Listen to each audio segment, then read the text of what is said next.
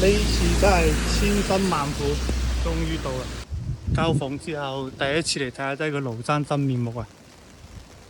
行上嚟，一共係3梯6戶嘅吓，35樓。OK， 5月嘅最尾日，帶大家解鎖下全新嘅地標，嚟自我哋福田上梅林京基申請出戰啦！啱啱交收嘅小區，話唔多講，一齊睇樓。行入嚟，獨門獨戶。房產總面積一共係115方，南北通3房啊！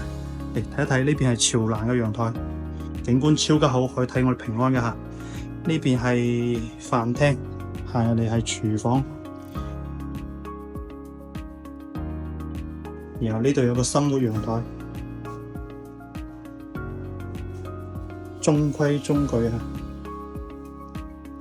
好，呢度行過嚟睇下擠我哋嘅主陽台，業主已經將基礎嘅家私電已經做好噶啦。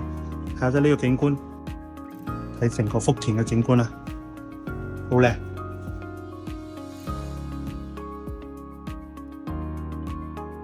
首次招租，全新嘅啱啱交樓。呢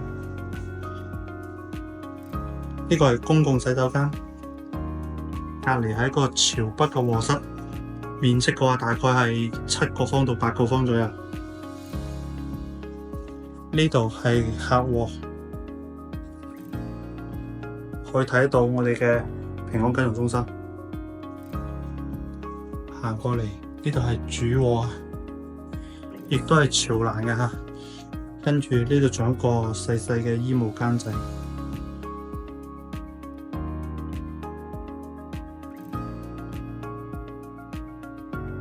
景觀採光都係可以話係完全冇問題。